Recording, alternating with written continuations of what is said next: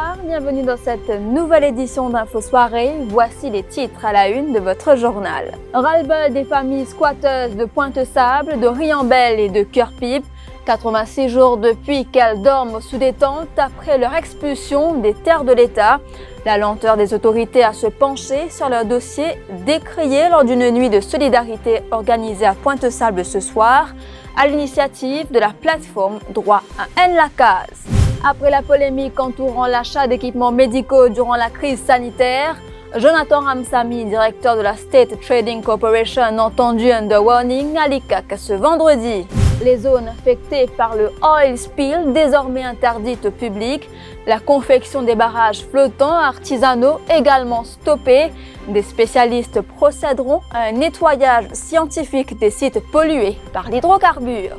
Entraînés par les grosses vagues qui déferlent sur le Wakashio, des résidus de mazout se sont échappés du vraquier. Cette fuite d'hydrocarbures n'est toutefois pas conséquente, rassurent les autorités. Entre ferveur et tradition, la fête de l'Assomption sera célébrée demain par les catholiques. Le symbolisme de cette fête expliqué dans ce journal. Et les familles squatteuses de Pointe-Sable, de Riambel et de Cœur-Pipe sont exaspérées. 86 jours depuis qu'elles dorment sous des tentes érigées après leur expulsion des terres de l'État. 3 mois après, ces familles attendent toujours que leur situation soit régularisée pour avoir un toit décent.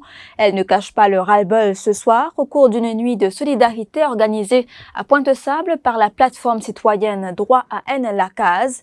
Ces familles déplorent la lenteur des autorités à étudier leur dossier.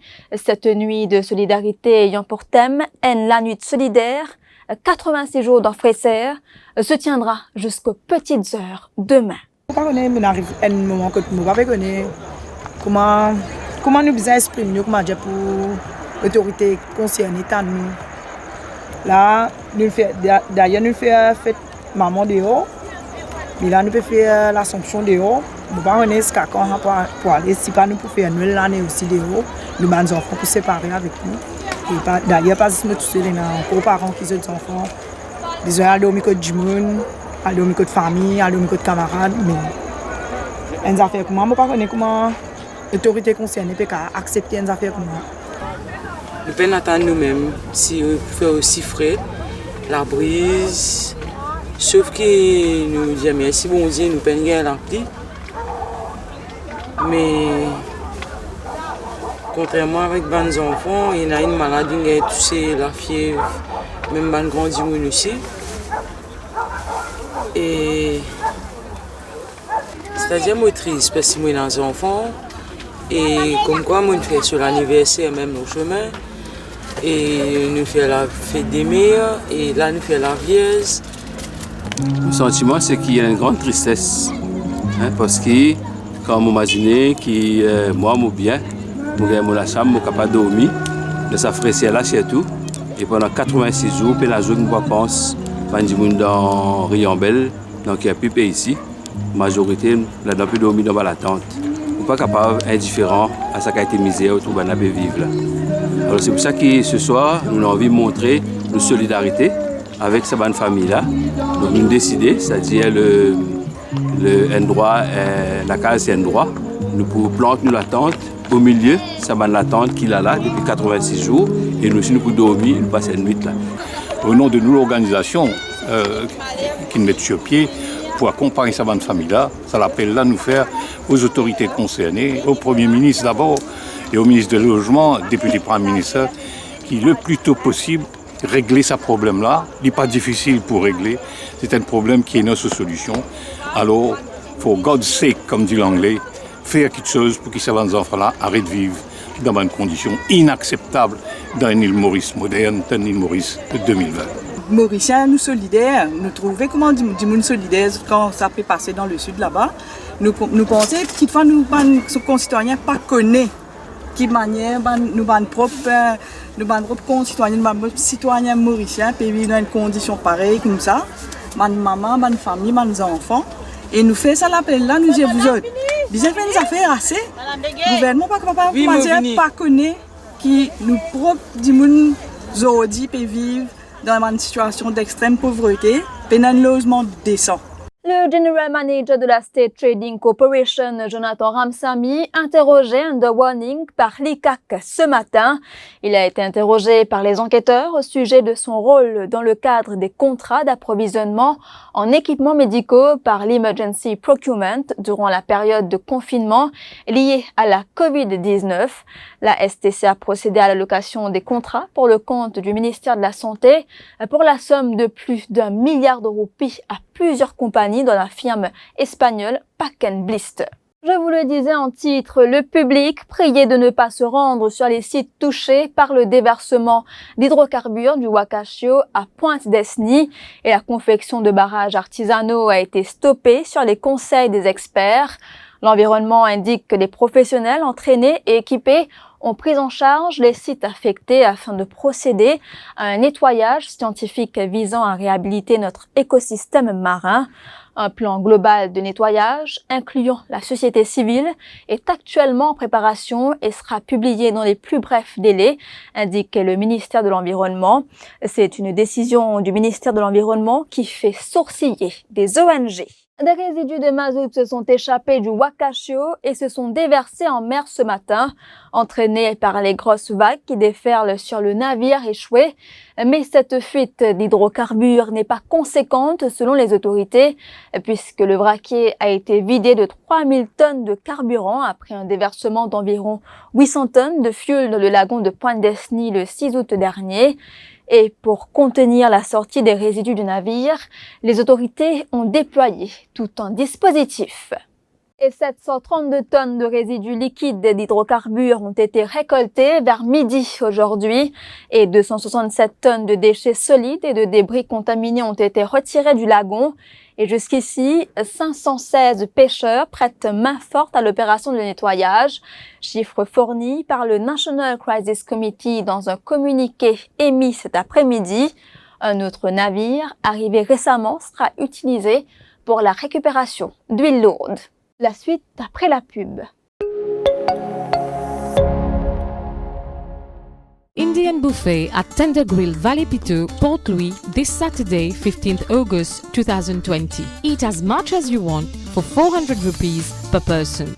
Call 5729-5616, 5729-5616 for reservations.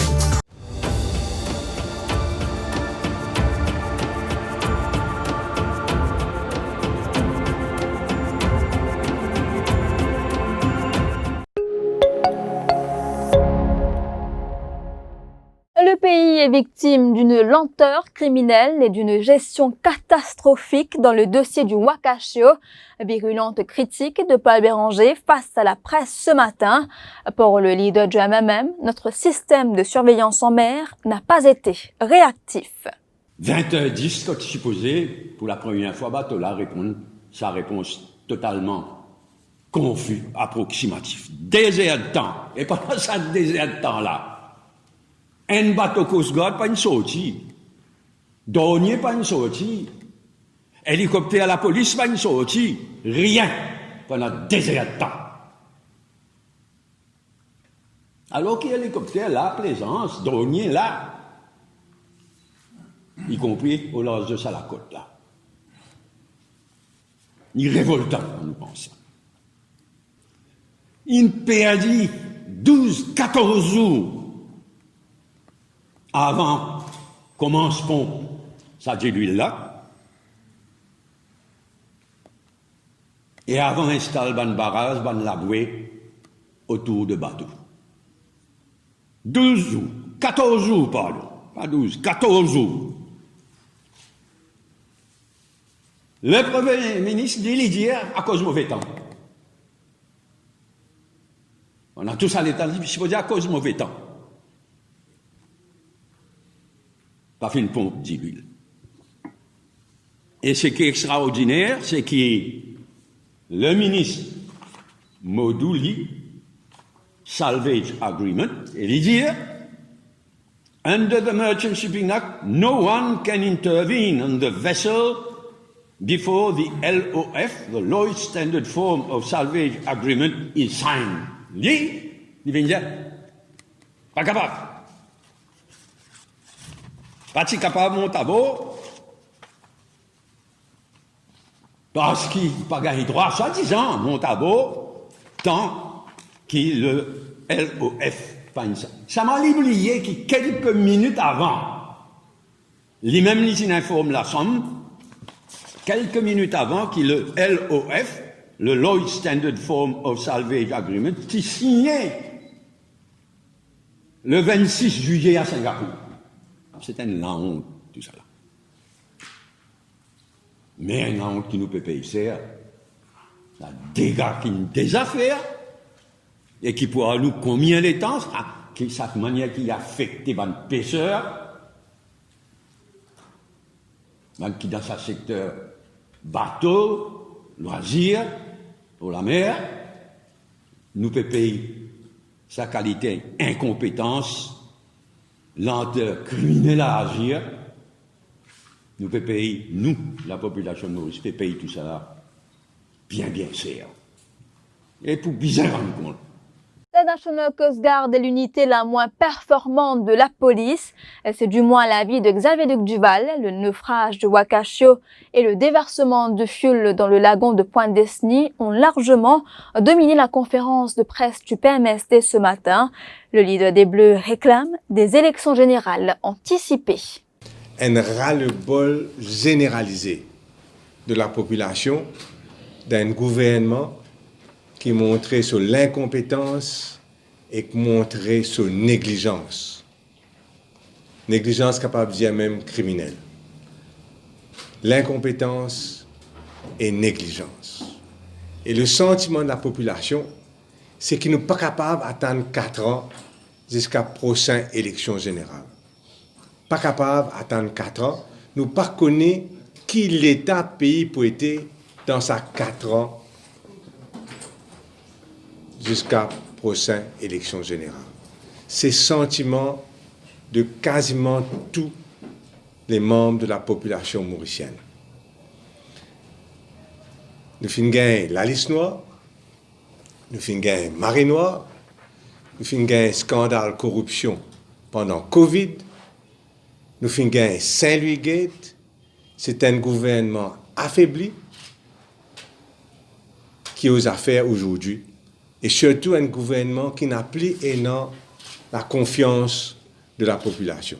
Déjà, bien sûr, 37% électeurs fin voter seulement, mais aujourd'hui, nous constatons donc que la grande partie de la population n'a aucune confiance dans le gouvernement. Corruption et népotisme généralisé. Bien sûr, nous avons une caisse à cour concernant recount et concernant élections truquées. Il paraît seulement que ça peut prendre quelque temps.